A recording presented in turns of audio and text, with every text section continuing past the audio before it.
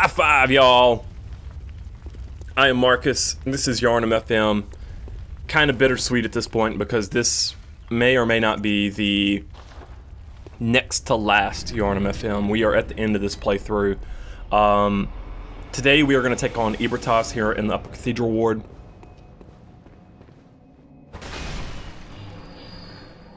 I was actually debating with myself whether or not to show the Chalice dungeons or not. But after 3 or 4 hours of playing them yesterday, where it's just me running around the same halls over and over and over, one-shotting all the enemies and destroying the bosses in like 10 seconds, is basically very boring. So I am going to cover the Chalice dungeons in separate lore videos. I may also do some videos on certain chalices like the Defiled Chalice or the last couple of Depth 5 chalices. And I'll probably do some route runs with viewers as well, but yeah. Basically, I have a very special video that I want to make. I want to make a proper lore video for this game. I really want to put a lot of effort into it, and so I kind of want to finish this playthrough up and go ahead and get on to that because I'm really excited for it. In the meantime, if you guys have been doubting whether or not this is Lovecraft-inspired cosmic horror, if you've been doubting the eldritch truth, doubt no more, for there is a great one right before your eyes. Ebrietas, daughter of the cosmos. Now, it's very interesting to me. Every great one loses its child and then seeks for a surrogate. A lot of people have been taking this to mean that perhaps the great ones can't reproduce at all, but more like it seems like they can reproduce, but maybe they are limited to one child. It goes back to the Miyazaki interview. I talked about that in one of the lore discussions, where it's kind of about RK selection, but you can just watch that video if you want to know about that. Ebrietas is one disgusting looking thing. That's a face only your mother could love. And speaking of mother, the altar of despair here that Ebrietas is in front of looks like a spider covered in eyeballs. Now, I don't know. It looks a lot like Ram. And if Ram is ascended kin, I wonder. I don't know. It's very interesting. They trying to reproduce something that they saw in the labyrinth. Either way, I'm going to show you the quick and easy way to defeat Ebrietas today. If you've got a thrusting attack, a weapon with a thrusting attack, you got bolt paper, and you can hit her in the head, plus 10 weapon, ain't gonna last long. The main thing, you want to bait this head slam, there in the face, do a fully charged R2 right here, and you still have time to get the visceral attack off, at least with quick weapons. You see her life just melting away. She's gonna enter her arcane phase at this point. So she will be surrounded with an aura that does damage over time. Kind of similar to Smelter Demon from Dark Souls 2. I hate it. I think it's a bullshit mechanic, but whatever. But yeah, the key to this fight is if you can survive her charge attack, you can stand in front of her and bait the head slam over and over. An epic name is who inspired me to think, and I've hit the home run, I'm just rounding all the bases. And it's nothing. It's really nothing. Now, I know a lot of people are saying, no, that's fucking bullshit, she was so hard, and yeah, I believe you. She has some absolute bullshit moves. It all comes down to whether or not, if you can survive one hit of that charge attack that she does, then you can just stand there in front of her and bait the head slam over and over, and damage her, and then just heal up if she hits you with the charge. But we will take a step through some of her attacks right now. I do want to show you what they look like. I'll show you on my arcane character. Starting off with the blood spit here. It's not so hard to dodge, but if you don't dodge it, I think that causes frenzy if I remember correctly. But here she's going to telegraph her charge attack. Couple of different ways to deal with it. One way is to wait until, not the last second, but towards the end of her charge and then dodge to the side. And I mean directly to the side. Another way is to backstep away from it, like this, You see me doing it right here. But if you don't go far enough, you're gonna get hit. See, I dodged back and then I dodged back into the left and I got hit. It has stupid bullshit range on it. It is such a crazy attack. I know a lot of people hate this move. Here I dodged straight back twice and it was just enough to get out of getting hit. The hitbox for it is kind of crazy. So it just, you see you can dodge to the side there, but it's a really annoying move. Here you see me trying to dodge forward past it, but her hitbox is so large that you still get hit because your iframes don't last. This is where she activates arcane mode. It's gonna put that damage aura that I talked about earlier around her. She also has an attack where she calls up some kind of homing soul arrows over her head, and you need to dodge to the side carefully to get away from them, and I'm about to show that. Although, it doesn't really look like I dodged them properly in this video, to be honest. It looked more like they got stopped by the water. And I honestly don't know if that's the way it's supposed to work or not, but here, watch this. See, it didn't look like I dodged those at all. It looked like they hit the water and got stopped. If that's actually the way it's supposed to be, that's a really pretty cool trick. I didn't write the boss strategies once again, so I don't know.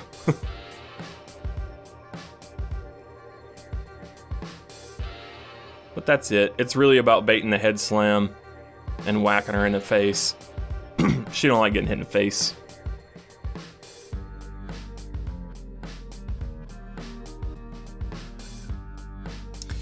But yeah, like I said, as long as you have enough vitality to survive being hit by that charge attack, then it's really better to just stand your ground right there in front of her, bait that head slam over and over, and just keep wailing on her face, and just deal with getting hit by the charge.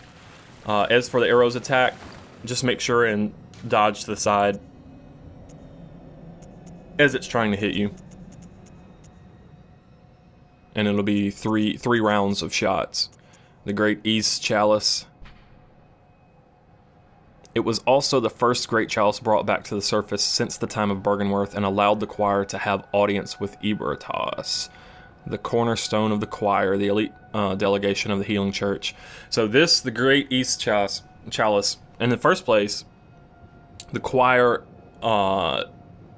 is after Byrgenwerth, after the time of Byrgenwerth long ago, and they did find chalices at that time, obviously, when they were doing excavations, but this chalice came to the surface much later, around the founding of the choir, and it's what allowed them to have audience with Ebrietas. A lot of people are thinking that they're getting eldritch blood from Ebrietas, and that is very possible. I think that's not the... actually, that's obviously not the holy relic that you see here. They used a 1/3 cord. Mensis used a 1/3 cord to get audience with Murgo, whereas the Healing Church, the choir, used a chalice to get audience with Ebrietas. And this is basically, we're seeing the differences between using eyes and using blood. You know, the ones who are using eyes are looking for these eye cords. The ones who are using blood are looking for these chalices. And that's the choir and Mensis. That's kind of the dichotomy there. But yeah, the relic used to found the Healing Church was obviously not this chalice, because the choir came later. Like, this became the cornerstone of the choir, or at least that's my opinion. Like, you could argue that the choir was around from the beginning of the church. The Altar of Despair. We actually have some stuff to do with this. Just looking at it, looks like illumined flowers blooming over. I don't know if it's a corpse, a carapace, or actually a statue. But it looks very much like Rom. And here we're gonna get some weird and creepy confirmation. Remember, we picked up the I'm just showing the cold blood there, but remember we picked up the pink meat, the queenly flesh of Annalise. We can actually use this here, and we can actually bring her back to life. Now, it's super disappointing the way they actually do it, like super fucking disappointing, but we get weird confirmation here that the Great Ones actually have some control over the flow of time itself. We offer the flesh to the altar, time flows in reverse for the scrap of flesh, and it's gone from our inventory. Do nothing. Event complete. Yeah. Fucking shitty.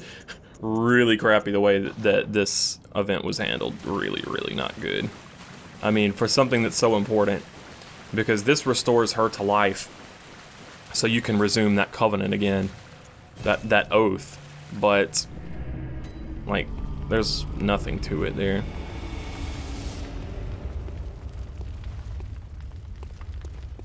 But time flows in reverse, so it's very interesting to me. You would think Willem would be dead, you would think old Yharnam wouldn't be on fire, but... Alright, we need to kneel. What do you say about being dead? Closest of kin, bearer of our blood, I welcome thee. What is thy wish? We await thy return for the honor of Cainhurst. No fucking comment on the fact that she was grounded to pink meat. No comment on it at all. Oh my god. Ooh. But in any case, this event does give us some confirmation that the Great Ones can apparently distort the flow of time, and I think it's also interesting and related to the fact that we had a new summons and an old summons from Cainhurst, and it's very interesting to me that there's those differences. Anyway, we'll talk about timeline stuff in lore discussion videos, but for today, we're gonna finish the game on my arcane character. We're gonna go ahead and get the bad, quote-unquote bad ending. It's the easiest ending to get, and we're just gonna go ahead and get this one and explain it today, and then next time we're gonna get the true ending, and then I'm gonna take like a week to work on a super mega awesome Omega lore video that I hope you guys enjoy a lot. Final area of the game, really awesome. These graves, you might be wondering what these graves represent. You're about to find out.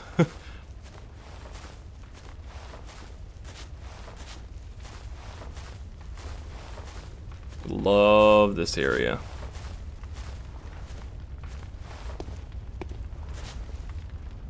And we see Yharnam sitting with a lantern next to a grave.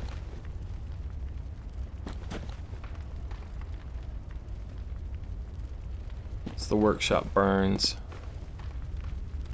Alright, peg leg. What's up? Good hunter, you've done well. The night is near its end. Now, I will show you mercy. You will die, forget the dream, and awake under the morning sun.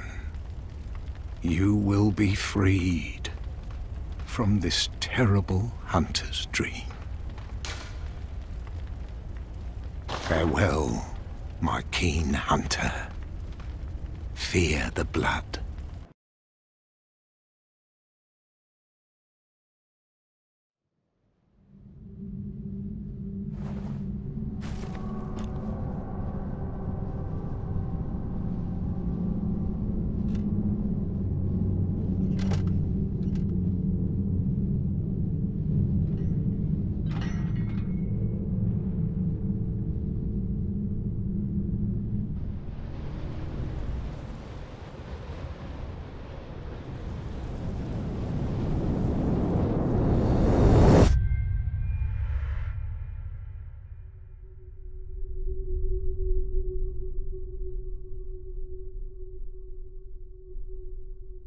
Yharnam did not lie. Our death in the dream did not mean our death in reality as we awaken. One last time, but this time under the morning sun, the Yharnam sunrise. And the night of the hunt is over. Our contract complete. The Mensis ritual stopped.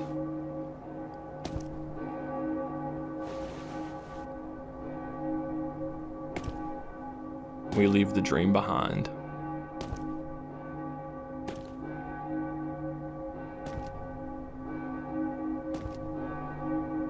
But what of Yharnam?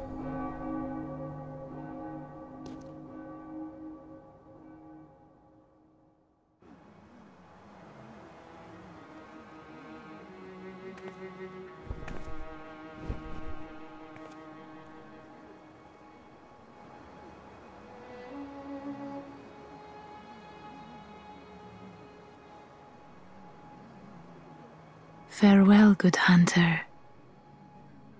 May you find your worth in the waking world.